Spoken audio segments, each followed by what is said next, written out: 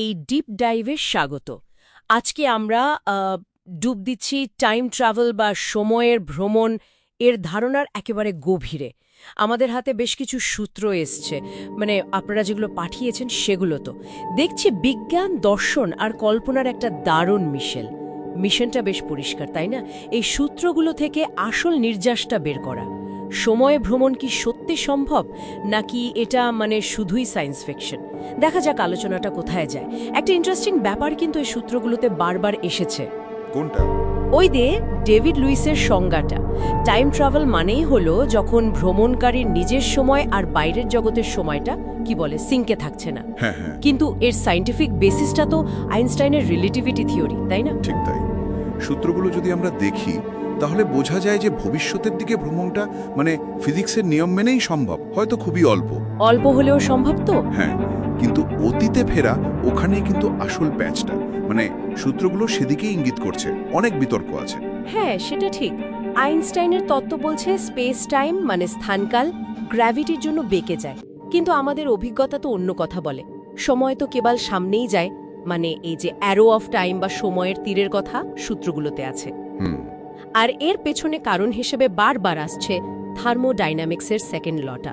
মহাবিশ্বের মোট এন্ট্রপি বিশৃঙ্খলা সব সময় বাড়ছে। একদম। আর এই এন্ট্রপি বাড়ার প্রবণতাটাই আসলে অতীতে ভ্রমণের ধারণার সামনে একটা মস্ত বড় বাধা। সূত্রগুলোও এটাই জোর দিয়ে বলছে। কারণ অতীতে ফেরা তো কম এন্ট্রপির অবস্থায় ফেরা। ঠিক, যেটা কিনা প্রকৃতির এই মূল নিয়মটারই উল্টো। এটা যেন একটা ওয়ান ওয়ে স্ট্রিট। কিন্তু ভবিষ্যতের দিকে ভ্রমণ, সেটা নিয়ে সূত্রগুলো বলছে বেশ বাস্তবসম্মত। হ্যাঁ, ওটা অপেক্ষাকৃত সোজা সাপটা। বিশেষ আপেক্ষিকতা বলছে খুব জোরে চললে সময় আসতে চলে, টাইম ডাইলেশন। যেমন ধরুন আইএসএস এর নভোচারীরা। হ্যাঁ, বা জিপিএস স্যাটেলাইট, ওদের ঘড়িগুলোকে তো অ্যাডজাস্ট করতে হয়। ঠিক। আবার জেনারেল রিলেটিভিটি বলছে শক্তিশালী গ্র্যাভিটির কাছেও সময় ধীরে চলে। একটা সূত্রে দেখছিলাম মাত্র 1 মিলিমিটার দূরে রাখা দুটো অ্যাটমিক ক্লকের সময়ও নাকি গ্র্যাভিটির জন্য পার্থক্য ধরা পড়েছে। হ্যাঁ, ওই পরীক্ষাটা হয়েছে।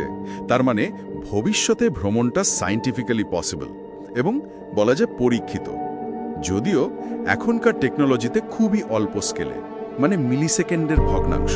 আচ্ছা, কিন্তু দেখুন অতীতে ভ্রমণের ক্ষেত্রে সূত্রগুলো যা বলছে তা অনেক বেশি স্পেকুলেটিভ। যেমন ওয়ার্ম হোল, স্পেস টাইমের শর্টকাট বা কসমিক স্ট্রিং। ও, কসমিক স্ট্রিং জিনিসটা কি? ওগুলো হলো বিগ ব্যাংয়ের পরের মহাবিশ্বের কিছু তাত্ত্বিক ত্রুটি, সুতোর মতো, বা ধরুন রোটেটিং ব্ল্যাক হোল। এগুলো ব্যবহার করে থিওরিটিক্যালি ক্লোজড টাইমলাইন কার্ভ বানানো যেতে পারে। সময়ের একটা লুপ। অনেকটা তাই। কিন্তু সমস্যা হলো প্রায় সব সূত্রই একমত যে এর জন্য দরকার এক্সোটিক ম্যাটার। এক্সোটিক ম্যাটার এমন পদার্থ যার ভর বা শক্তি ঋণাত্মক। এই জিনিসটার অস্তিত্ব কিন্তু এখনো প্রমাণিত নয়, হাইপোথেটিক্যাল। ও আচ্ছা। অথবা দরকার পড়বে এমন এনার্জি যা আমরা ভাবতেও পারি না। আর আলোর চেয়ে জোরে যাওয়ার সমস্যা তো আছেই। হ্যাঁ, সেটা তো জানি। আর ব্ল্যাক হোলের কাছে গেলে স্প্যাগেটিফিকেশনের ভয়। স্প্যাগেটিফিকেশন নামটা মজার, নুডলসের মতো লম্বা হয়ে যাওয়া। একদম, গ্র্যাভিটিক টানের বিশাল পার্থক্যের জন্য। তো মোদ্দা কথা, সূত্রগুলো যা বলছে অতীতে ভ্রমণ সম্ভবত সম্ভব নয়, বাস্তবসম্মত নয়। আর এই অতীতে ভ্রমণের কথা আসলেই তো প্যারাডক্সের প্রশ্ন ওঠে। সূত্রগুলোতেও এর অনেক উল্লেখ। সবচেয়ে ফেমাস তো গ্র্যান্ডফাদার প্যারাডক্স। অতীতে গিয়ে নিজের দাদুকে যদি তার বিয়ের আগেই কেউ ধরুন অ্যাক্সিডেন্ট করিয়ে দেয়, তাহলে তো তার নিজেরই জন্ম হবে না। ঠিক, তাহলে অতীতে গেল কে? সেটাই। আর একটা বেশ ইন্টারেস্টিং প্যারাডক্সের কথাও আছে দেখলাম, বুটস্ট্র্যাপ প্যারাডক্স। শুরু হলো সেটাই বোঝা যায় না। আচ্ছা, এই প্যারাডক্সগুলো এড়ানোর কি কোনো থিওরিটিক্যাল উপায় আছে? সূত্রগুলো কি বলছে? মূলত দুটো ধারণার কথা বলা হয়েছে সূত্রগুলোতে। একটা হলো নভিকভস সেলফ কনসিস্টেন্সি প্রিন্সিপাল। সেটা কি রকম? ওটা বলছে ইতিহাস বদলানো যাবে না, ইউনিভার্স নিজেই বাধা দেবে।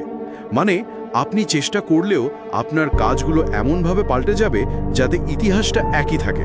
বাহ, ইন্টারেস্টিং তো, যেন একটা অদৃশ্য হাত আছে। হ্যাঁ, অনেকটা সেরকম। আর দ্বিতীয়টা হলো মেনি ওয়ার্ল্ডস ইন্টারপ্রিটেশন বা বহু বিশ্ব তত্ত্ব। ও, কোয়ান্টাম মেকানিক্সের ওই আইডিয়াটা। হ্যাঁ, এটা অনুযায়ী আপনি যদি অতীত বদলান তাহলে আসলে আপনি একটা নতুন প্যারালাল ইউনিভার্স তৈরি করবেন। আপনার মূল টাইমলাইনটা একই থাকবে। কিন্তু দুটো থিওরিরই তো সমস্যা আছে তাই না? সূত্রগুলো তো সেটাই বলছে। একদম। নভিকভ নাতি ধরলে মনে হয় যেন ফ্রি উইল বা স্বাধীন ইচ্ছা বলে কিছু নেই। হুম। আর মেনি ওয়ার্ল্ডস থিওরিতে আপনি নতুন ইউনিভার্সে চলে গেলে মূল টাইমলাইনে ফিরতে পারবেন কিনা বা সেটাকে প্রভাবিত করতে পারবেন কিনা তা পরিষ্কার নয়। আর স্টিফেন হকিংয়ের ক্রনোলজি প্রোটেকশন কনজেকচারের কথাও তো দেখলাম। হ্যাঁ, হকিং মনে করতেন প্রকৃতি নিজেই টাইম ট্রাভেলকে অসম্ভব করে রেখেছে, সম্ভবত এই প্যারাডক্সগুলো এড়ানোর জন্যেই। তাহলে সব সূত্র ঘেটে যা বোঝা যাচ্ছে, ভবিষ্যতের দিকে ভ্রমণটা হয়তো খুব অল্প পরিমাণে, কিন্তু সায়েন্টিফিক্যালি সম্ভব, ওটা প্রমাণিত। ঠিক। কিন্তু অতীতে ভ্রমণ, সেটা এখনো থিওরি আর ম্যাথমেটিক্সেই আটকে আছে। হ্যাঁ, সামনে অনেক বড় বড় বাধা, এন্ট্রপি, কজালিটি মানে কার্যকারণ সম্পর্ক রক্ষা করা, ওই এক্সোটিক ম্যাটার বা বিশাল শক্তির প্রয়োজন। আর অবশ্যই লজিক্যাল প্যারাডক্সগুলো।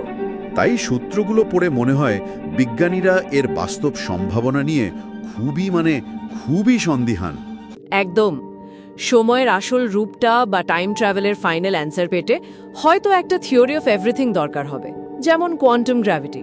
হয়তো তাই। তবে এই টাইম ট্রাভেলের আলোচনাটা এই সূত্রগুলো ঘাটাঘাটি করে আমাদের রিয়ালিটি, কজালিটি, ফ্রি উইল এই সব কিছু নিয়ে নতুন করে ভাবতে বাধ্য করে। এটাই কিন্তু এর আসল মজা। ঠিক বলেছেন।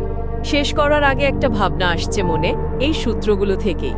যদি এন্ট্রপি বৃদ্ধি বা কজালিটি রক্ষার মতো কিছু বেসিক নিয়ম সত্যি অতীতে ভ্রমণকে প্রাকৃতিকভাবে আটকে দেয়, তাহলে কি এর মানে এটা যে ইউনিভার্সের নিজের স্ট্রাকচার বাঁচিয়ে রাখার একটা ইনবিল্ট মেকানিজম আছে?